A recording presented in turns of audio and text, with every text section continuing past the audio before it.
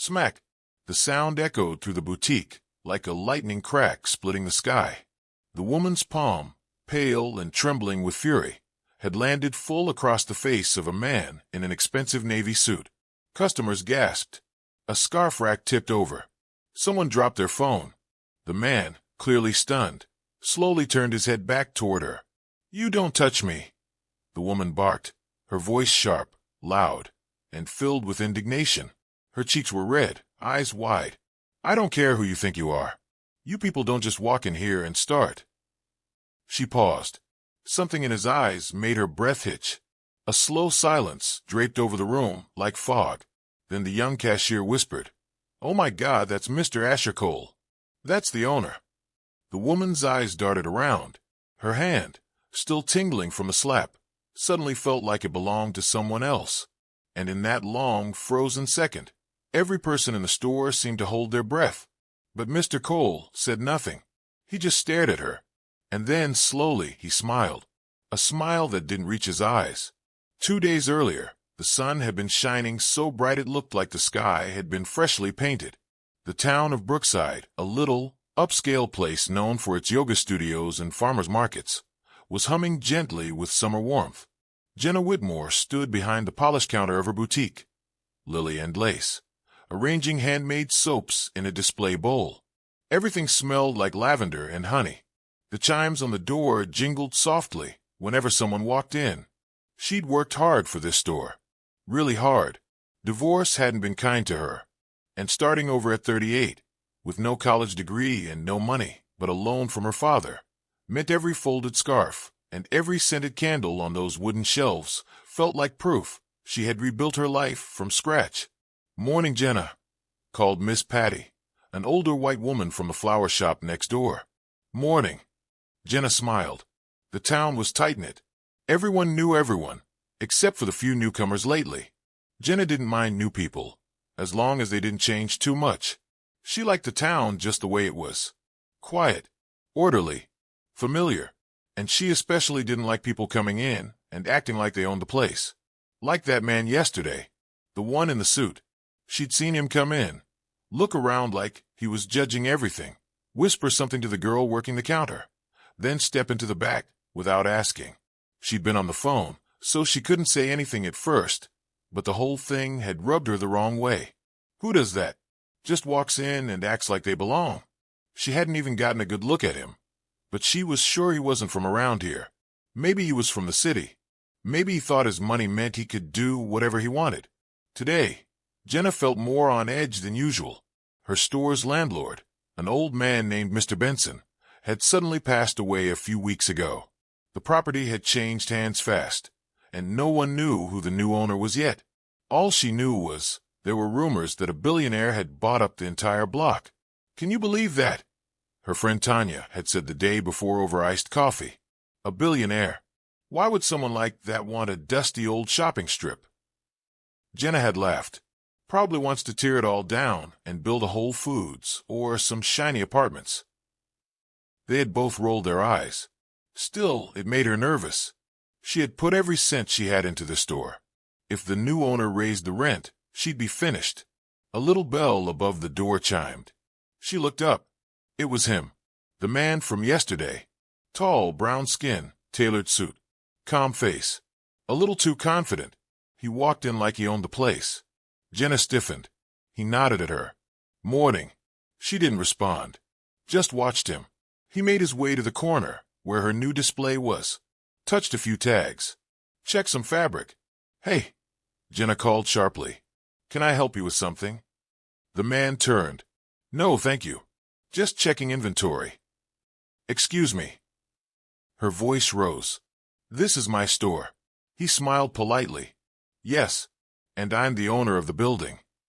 Her eyebrows shot up. "You are not Mr. Benson." He laughed softly.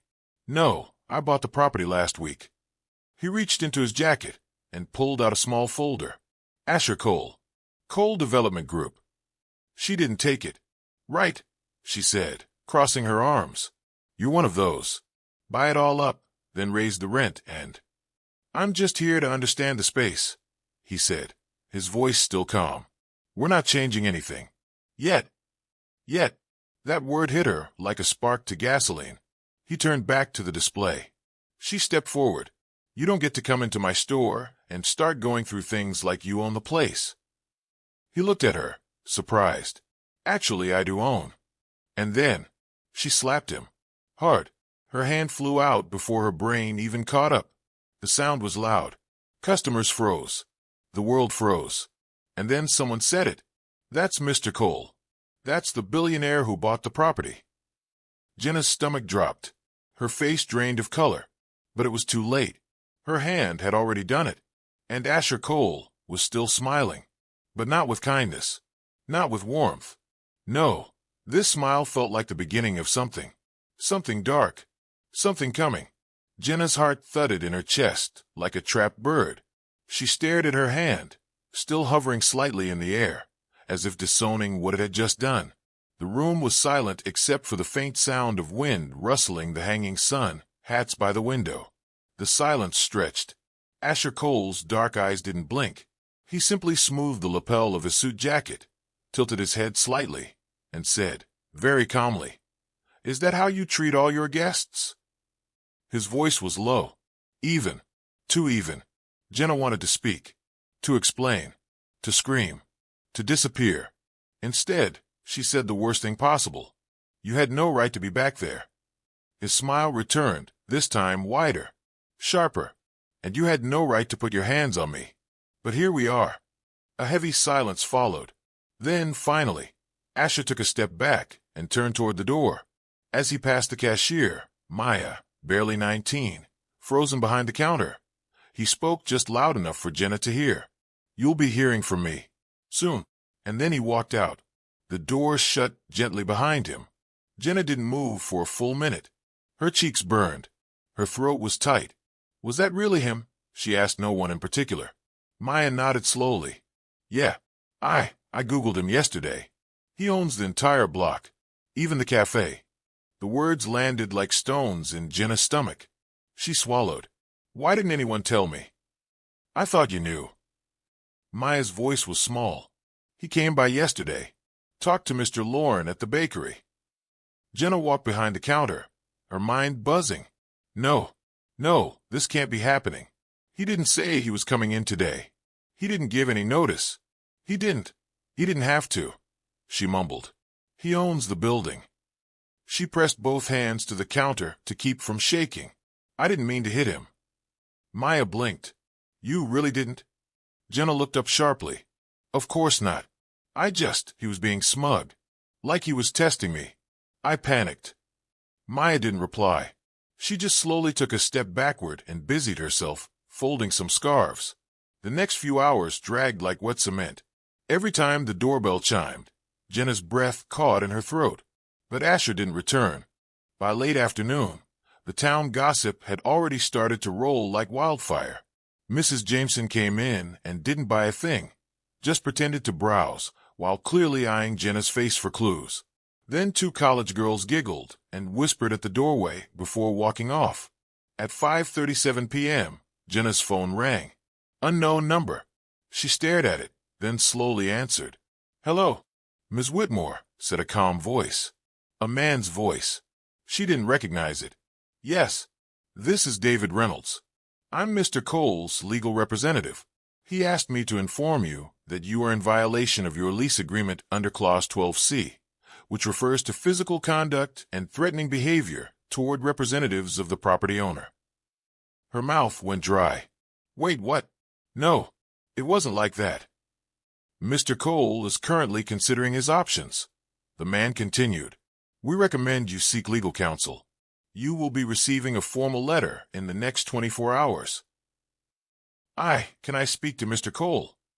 I'm afraid he's unavailable. Click. The line went dead. Jenna slumped into the nearest chair, phone still pressed to her ear. She could already see it. The letter, the court, the whispers, the eviction, her whole world crumbling like a paper house in the rain. That night, her dreams were restless. Broken images of the boutique, empty, dark, shutters slammed closed. A big red sign in the window. For sale. Under new management. She woke up at 2:11 a.m. soaked in sweat. By morning, she had called her father, who told her to get ahead of it. She called a lawyer. She checked her lease 3 times over. Clause 12C was real. She'd never paid it much attention before. But the worst part wasn't the legal stuff. It was the realization that everyone knew. Even her neighbor, Mr. Lorne, had barely nodded when she walked into the bakery to grab coffee. No, hey, Jenna. No small talk. Just a tight-lipped glance and a to-go cup shoved her way. On her way back to the store, she saw a black luxury car parked right in front of her boutique. Asher Cole stood beside it, talking on the phone. Her heart lurched. This time, he didn't walk into the store. He just stood there, calm and confident, like he was sizing up the whole block. When their eyes met, he gave her a look, not anger, not pity, just calculation. Then he got into the car and drove off. The next day was quiet, too quiet. The boutique felt like it was holding its breath. Even Maya called in sick.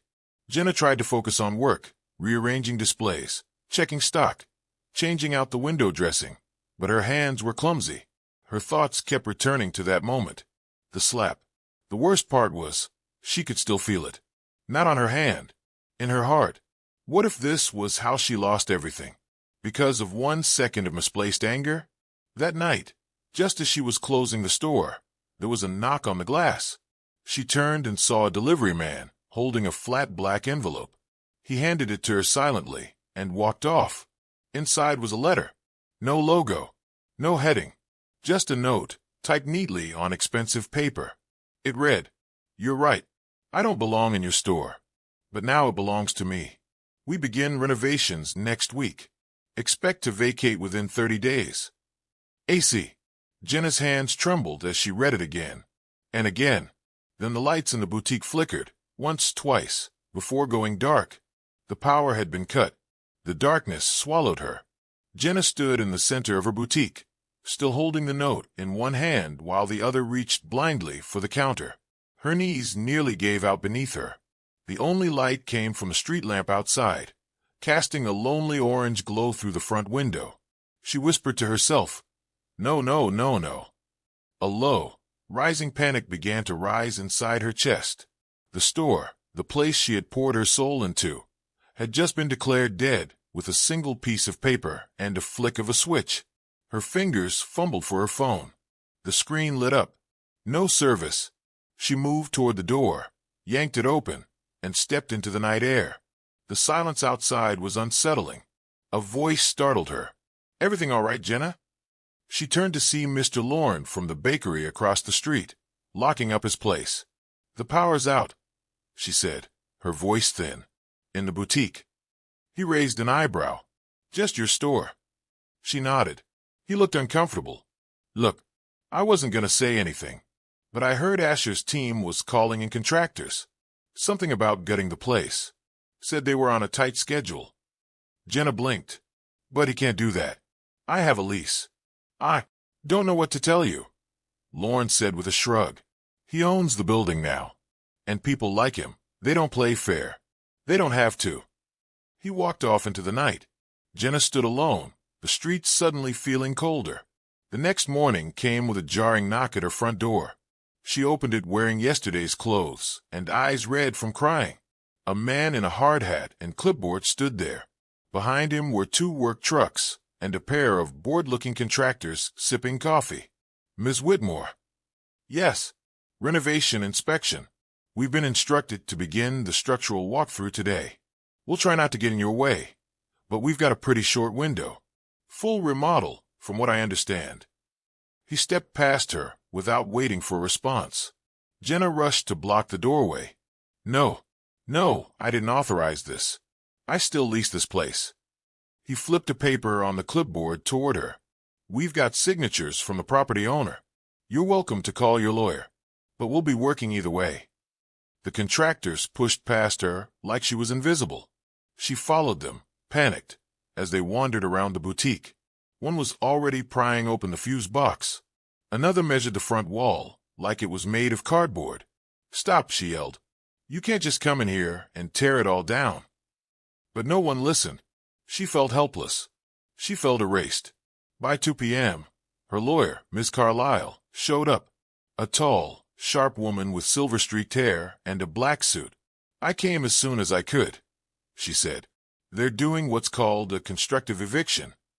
They're not removing you by force. They're making it impossible for you to continue business." "That's illegal, right?" Jenna asked, clinging to the words. "Technically, it's a gray area," Miss Carlyle replied. "We can challenge it, but he's got money, teams of lawyers, and time. You don't." Jenna sank into the armchair in the corner of her boutique. "So what do I do?" "You have two options. Fight back in court, which could take months, maybe years. Or talk to him. See if he's willing to negotiate. Apologize if you have to." Jenna stared at her. "Apologize? After he humiliated me? After he's trying to destroy everything I've built?" "I'm not saying it's right," Miss Carlyle said gently. "I'm saying it's real." By sunset, Jenna made up her mind. She would confront him, face to face. She drove to the Cole Development Group headquarters in the city, glass towers and fountains, and sleek marble lobbies. She felt small just walking through the doors. "I need to speak with Mr. Cole," she told the receptionist, who gave her a professional but tight smile. "I'm sorry, Mr. Cole isn't seeing visitors today. Tell him it's Jenna Whitmore, from Lily and Lace." The woman's fingers tapped the keyboard. She nodded, then picked up the phone. After a brief pause, she said, "He'll see you. Top floor, office 42. Jenna's palms were sweating by the time the elevator dinged open. The office was huge, all glass walls and minimalist furniture. Asher Cole stood by the window, looking out over the city skyline, one hand in his pocket. "Ms. Whitmore," he said, turning slowly. "I didn't expect you to come." "I came to talk," Jenna said, stiff. "About the slap," he said coolly. "Or the eviction?" Her jaw tightened. "About the fact that you're ruining my life to prove a point." Asher stepped forward. "And what point would that be?" "That you're in control. That people like me don't matter to people like you." He raised an eyebrow. "You mean white people like you?" The room froze. Jenna's mouth opened, but no words came. Asher's voice was soft now, but sharp. "You didn't slap me because I was in your store. You slapped me because I didn't look like I belonged. You didn't ask. You assumed. You didn't treat me like a billionaire. You treated me like a threat." Jenna's voice cracked. "That's not what I meant." "But it's what you did." He walked back toward his desk. "I'm not going to apologize for defending my space, just like you did yours. But the difference is I own mine now." He sat down and turned away. "You have 30 days, Ms. Whitmore. Use them wisely." Jenna's throat closed. She turned and walked out without another word. Back at the boutique, the lights were back on, but everything felt dimmer, the air heavier. She locked the door behind her and slumped against it. 30 days. 30 days until it was all gone. She stared at the wall, the racks, the photos, and then her eyes caught something. Her old vision board, tucked in the corner. On it were pinned words she'd long forgotten. "When they try to take everything from you, fight like it's already gone." Her fingers clenched. No, she wouldn't let him erase her. If she was going down, she'd go down swinging. Suddenly, there was a loud crash from the back of the store. Glass. Breaking. She froze. Someone was inside. The sound of breaking glass seemed to echo through the boutique forever. Jenna stood frozen, heart thudding in her chest, her back pressed to the locked door. Every hair on her body stood up. Then another crash, followed by footsteps. Someone's in the stockroom. Slowly, she reached for the heavy metal umbrella, stand near the door. She grabbed the longest one, thick, wooden, and solid. Her hand trembled around the handle, but she crept forward. Another thump came from the back. She held her breath, stepping silently across the creaky floorboards, eyes darting from shadow to shadow. When she reached the back hallway, she pressed herself to the wall, heart hammering so loud she could barely hear anything else. Then, she turned the corner and raised the umbrella, and nearly swung. "Wait!" someone shouted. A young man jumped back, hands up. He was no older than 20, skinny, hoodie half-zipped, his eyes wide like a deer in headlights. "What the hell are you doing?" Jenna yelled, lowering the umbrella slightly. I didn't know anyone was here, the boy stammered. I swear, I thought it was empty. Her eyes flicked past him to the broken window.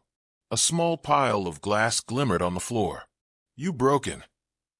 I was just trying to find some stuff. I thought the place was closing. He looked around, breathing fast. Everyone in town's talking about it. Said you got evicted by that rich guy. Jenna narrowed her eyes. So you thought you'd come rob me? The boy shook his head violently. No, I wasn't going to take anything. I was looking for a place to crash. I've been sleeping behind the car wash. I didn't know you were still open. Her breathing slowed, but her anger didn't. You broke my window. I'll fix it. I swear. I'll figure it out.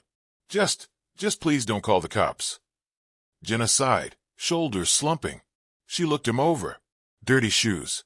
Faded jeans. Backpack on the floor beside him. What's your name? She asked. Ty. How old are you? 18, he said too quickly. Almost 19. She wasn't sure if she believed him, but the fear in his face wasn't fake. Do you have anywhere to go? He shook his head. She leaned the umbrella against the wall. Clean up the glass, she said finally. Then we'll talk.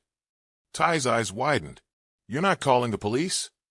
Not yet, she said, turning away. But if anything else goes missing, I'll hunt you down myself.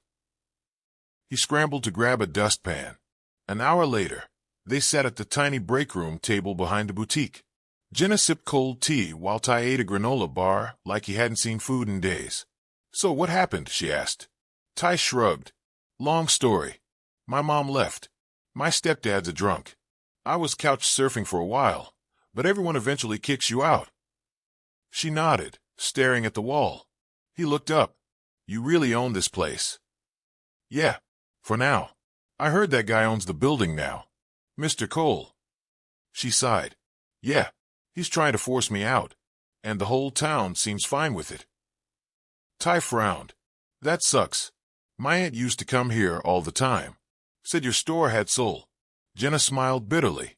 It had everything but money. That's why people like Asher Cole win. Ty tilted his head. Why not fight him back? She looked at him. You think I haven't tried? No, he said. I think you haven't really tried yet. She scoffed. And what would you know about it? Ty shrugged. Not much. But if someone was trying to erase me, I'd make sure they remember my name. The words hit her harder than she expected. Over the next few days, Jenna let Ty sleep in the break room at night. She wasn't sure why. Maybe guilt, maybe instinct. But she put him to work. They fixed a broken window with scrap plastic. He scrubbed shelves, ran errands, restocked items. Each day she watched him, wondering what she was doing. Then, one morning, as they opened the front door, Jenna spotted something. A flyer taped to the front glass. Black text.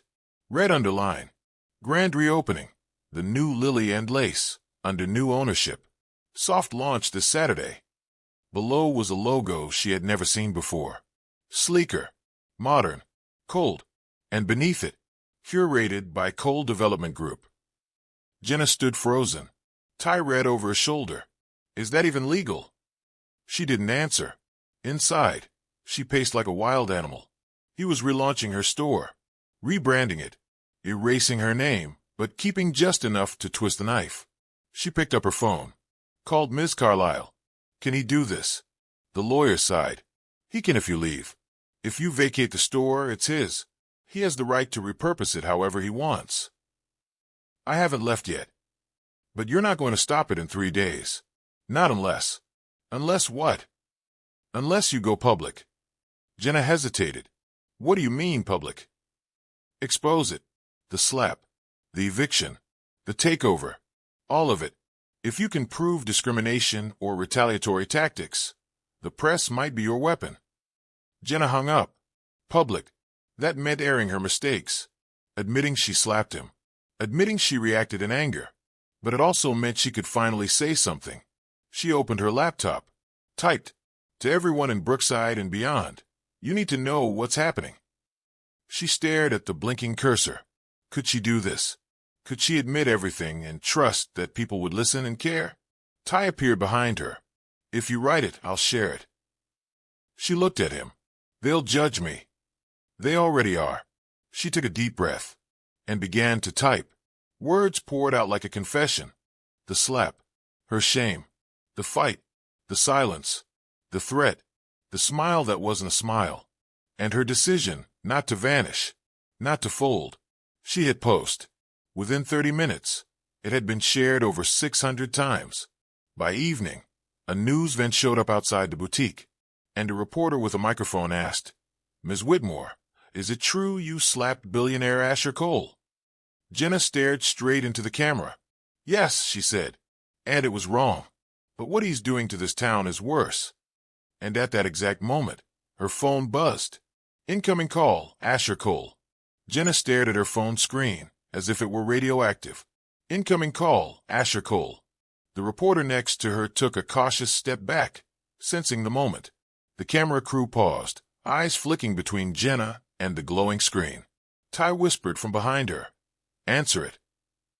With a breath so sharp it stung her lungs, Jenna swiped. Hello. Impressive, Asher Cole said, calm and smooth as always. I didn't think you had it in you. Then you underestimated me. Oh no, Ms. Whitmore, he said. I knew exactly who you were, but I didn't think you'd set fire to your own name to try to burn me. Her grip on the phone tightened. You're planning to reopen my store under your name, she snapped. You turned my mistake into a weapon. I told the truth. Something you've never done. There was a pause. You want a meeting? He asked. I want this to end. You're not going to like how it ends. I already don't. A longer silence. Then he said, My office. Tomorrow. Noon. Come alone. Click. The line went dead. That night, Jenna barely slept. Her post had exploded online. She checked the numbers again and again. 1,432 shares. 2,189 comments. Hashtag Lillian Lace was trending regionally. The comments were a whirlwind. Some people applauded her courage. Others called her racist, a fraud, an opportunist. Some believed she was a victim. Others said she got what she deserved. But at least she was being heard.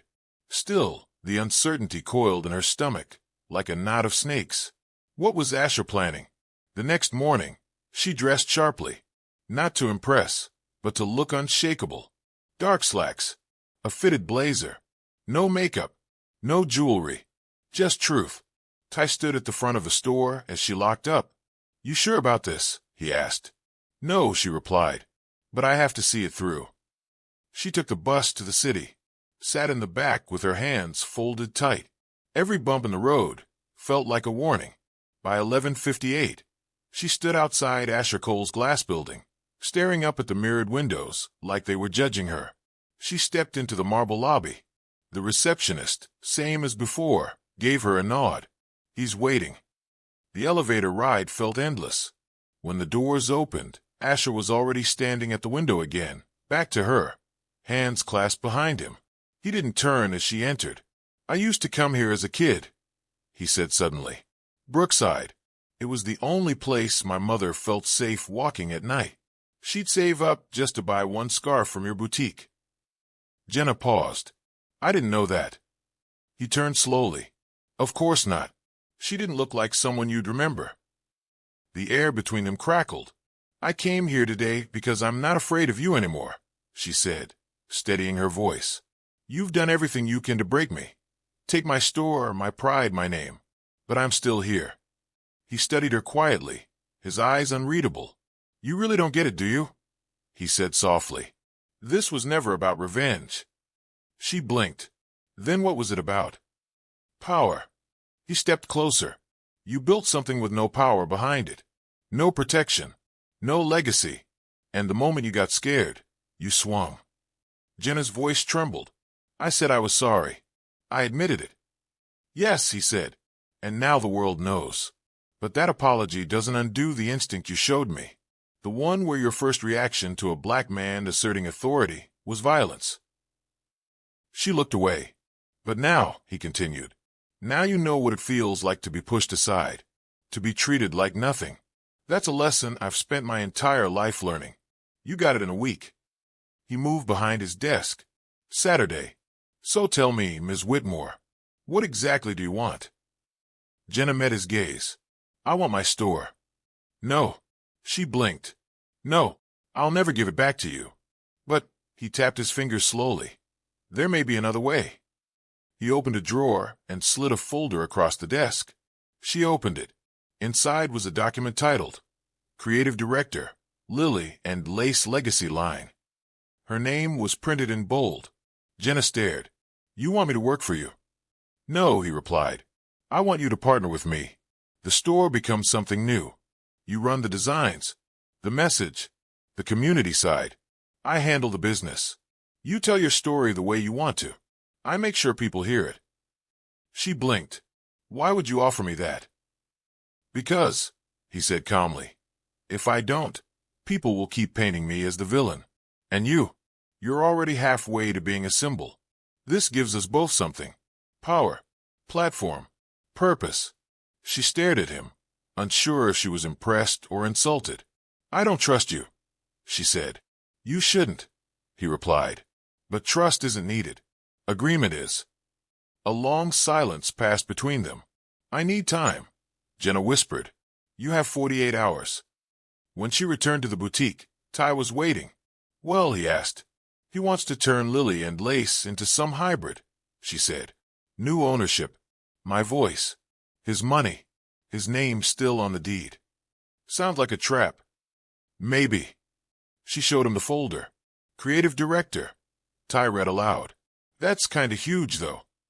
Jenna sat down, suddenly feeling heavier than before. I don't know if I deserve it. Ty leaned against the counter. No one ever deserves a second chance. You just fight for it if you want it bad enough. She looked at the front door. Her name still etched in gold on the glass. Lily and Lace. Her baby. Her burden. Her battlefield. That night, she stayed late. Alone. She walked the aisles, ran her hands over folded shawls and dusty candle jars. And then, at 1:13 a.m., she saw it. A shadow moving across the front glass. Someone was out there. She moved to the door, peeking around the display. The figure stepped closer. It wasn't Ty. It wasn't a customer. It was a woman. Older. Wrinkled.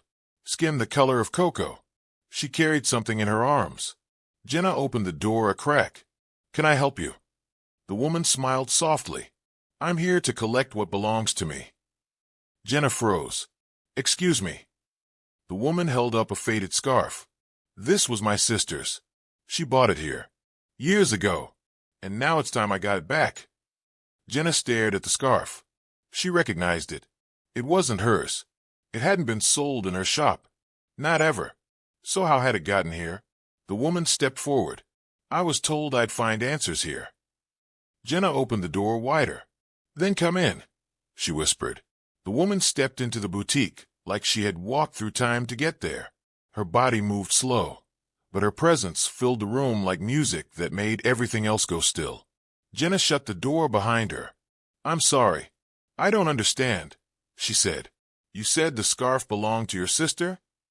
The woman held it up gently, her fingers smoothing out the folds with something close to reverence.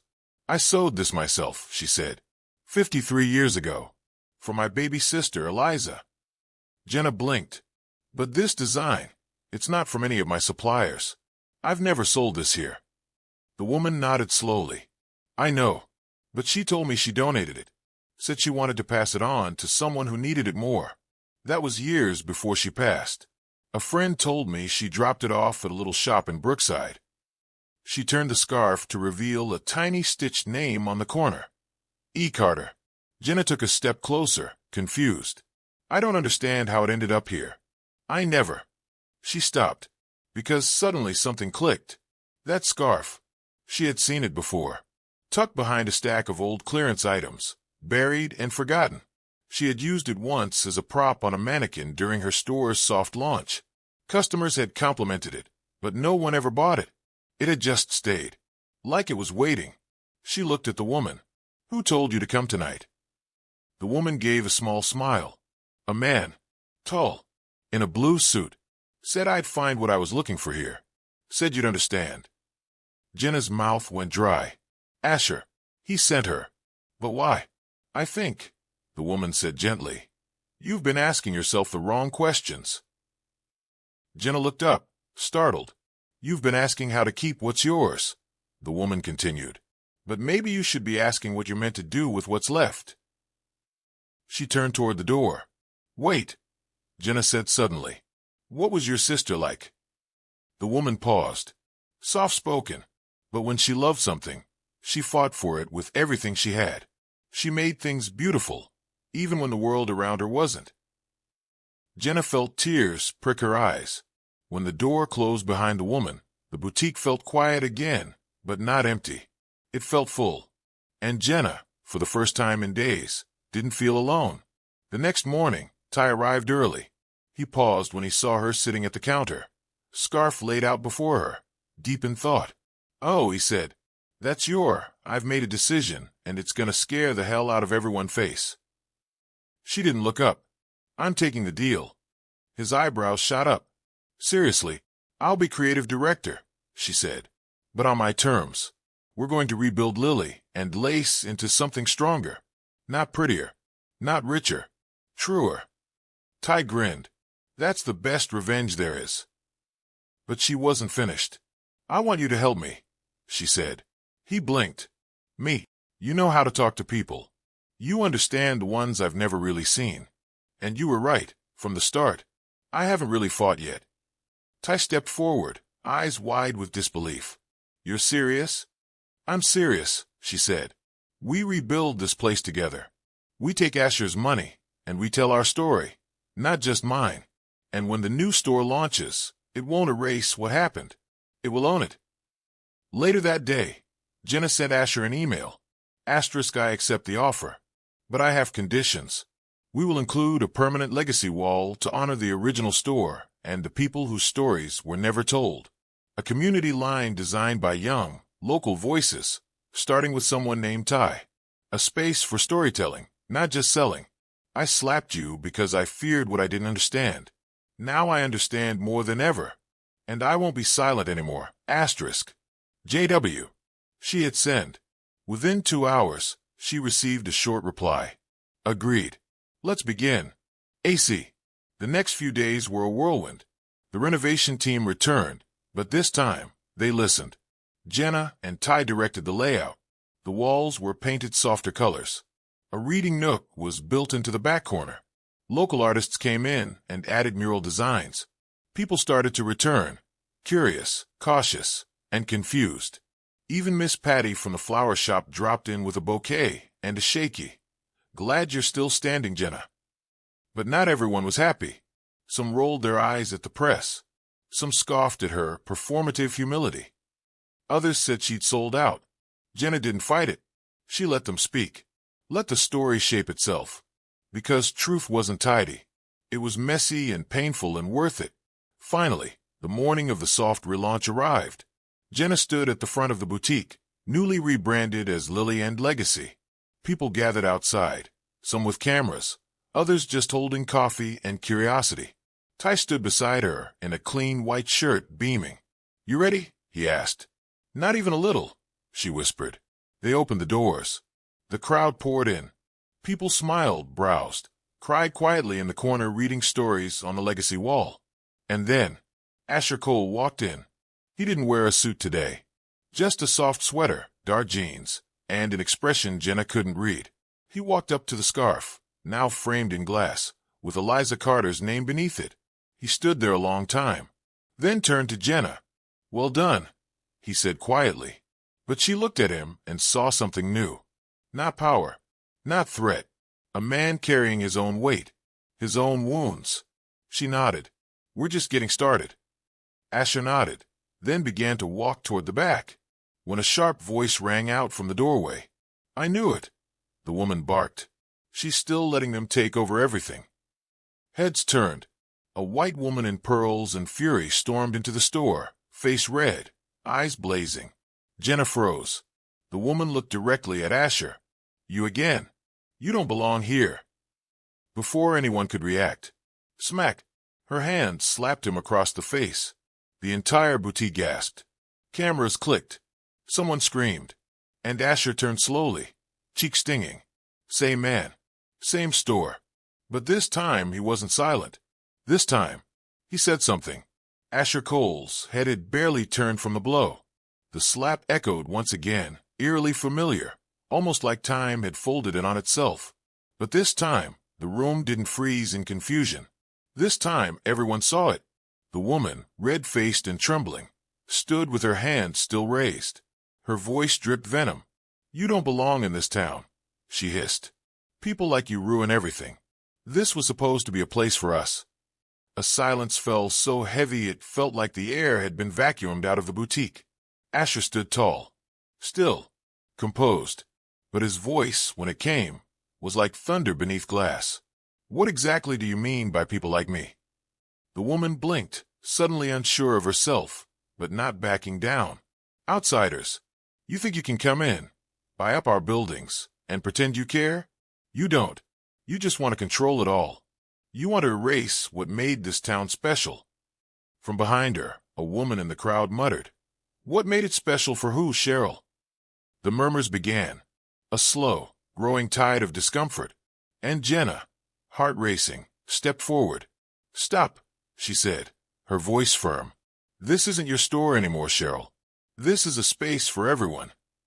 But Cheryl wasn't listening. Her eyes were on Asher, fury bubbling up like spoiled milk. "You think you can buy respect?" she spat. "Buy forgiveness? She slapped you, and now you're standing here like you own the place." "I do own the place," Asher said calmly, "and no amount of slapping or screaming is going to change that." His words sliced through the tension like steel. But Cheryl wasn't done. "You've brainwashed her," she barked, pointing at Jenna. "She was one of us. And now look at this. Look at what you've turned this place into." Jenna felt something inside her snap. "No," she said, stepping between Cheryl and Asher. "You don't get to speak for me. Not anymore." Cheryl blinked. "I was one of you. The quiet ones. The agreeable ones. The ones who thought that being neutral made me better," Jenna said, voice rising. "But when I slapped Asher, it wasn't just about fear. It was about ignorance.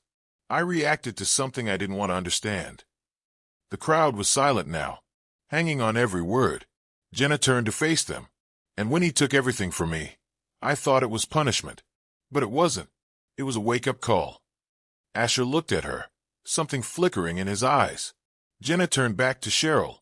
"If you don't like what we've built here, you don't have to stay. But don't pretend this store doesn't belong to this town. And don't pretend your hate is about ownership." Cheryl's jaw moved, but no words came out. Someone from the crowd muttered, "You should go." Another echoed louder, "Yes, Cheryl. Time to leave." And slowly, as the whispers grew around her, Cheryl turned and stormed out, heels clicking sharp across the floor. The door slammed shut behind her. Silence lingered for a breath. Then someone clapped. Then another. And soon, the entire room burst into applause. But Jenna didn't feel triumphant. She felt still. Like for the first time, the storm inside her had stopped. That night, the boutique was quiet. Just Jenna and Asher standing among the racks, long after the crowd had left. She turned to him. "You okay?"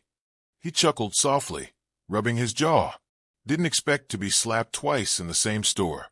Definitely not by two different women. She smiled gently. "Sorry about that." Again, he looked at her. "You didn't hit me this time." "No," she said, "but I did something worse the first time. I erased you before I ever saw you." He nodded. "That's what racism does. It whispers that some people are dangerous, loud, entitled, even when they're just existing." Jenna took a deep breath. "I still have so much to unlearn." He looked around the boutique. So do they. Then he smiled, truly smiled. And for once, Jenna believed it. He turned to leave, then paused at the door. "You saved it," he said. "You saved the store." She shook her head. "No," she said. "I just finally listened to the people who've been saving me all along."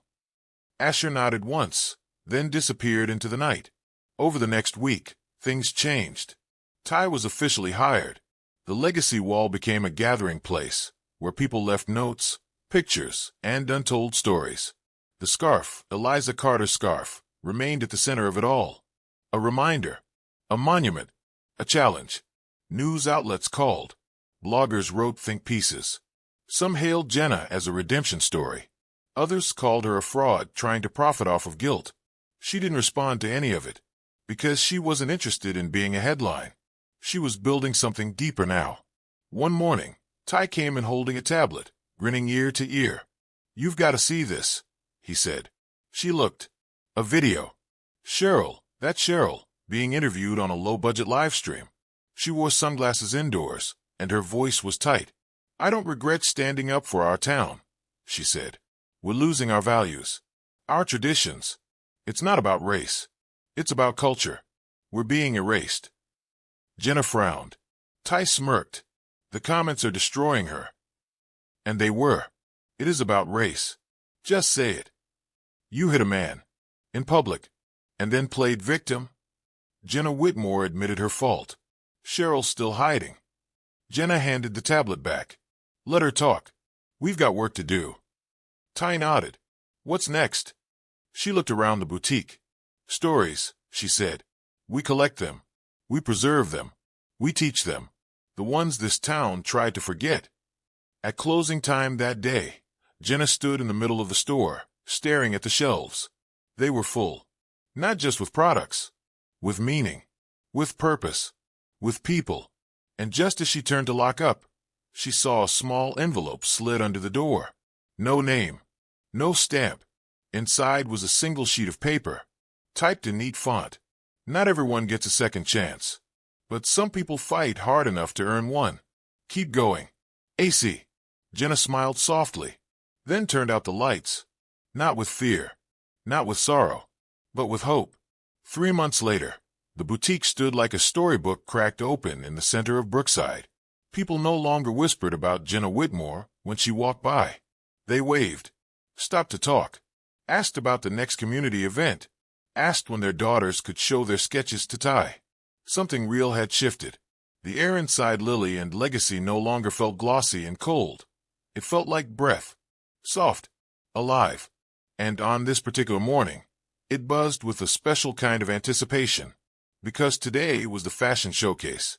The boutique had invited 8 local artists, 4 from historically black neighborhoods, 2 from immigrant communities, and 2 from nearby public schools, to present pieces made from discarded fabric, heirloom materials, or something with a story. Ty called it Reclaim and Radiate. Jenna called it the soul of the store. And standing backstage now, Ty paced with his clipboard, muttering to himself, while Jenna adjusted a crooked shoulder strap on a young girl's patchwork dress. "You good?" she whispered. The girl, maybe 15, wide-eyed, beautiful, and shaking, nodded. "I'm scared," she said. "That's good," Jenna replied. "It means you care." And with a gentle push, she sent her out onto the runway. The room erupted. A small space, filled with folding chairs and heartbeats. But it sounded like a stadium. After the final piece floated down the runway, a dramatic cape hand-dyed with crushed berries and stitched with lyrics from a freedom song, the audience stood. Tears were everywhere. And Ty, who had sworn he wouldn't cry, was openly sobbing. Jenna put her arm around him. "We did it." He shook his head. "You did it. You took everything broken and made it." "Ours," she said, finishing the sentence for him. Later that evening, long after the audience had left and the lights had dimmed, Jenna stayed behind to clean up. A knock came at the door. She turned, thinking Ty had forgotten something. But it wasn't Ty. It was Asher, in a quiet gray coat, holding a wrapped box. He looked different. Still poised. Still sharp. But there was something looser around the edges now. A softness. She opened the door. "Didn't think I'd see you tonight." "I didn't think I'd come," he admitted. They stood in silence for a moment, the smell of fabric dye and tea still clinging to the air. He held out the box. "This is for you."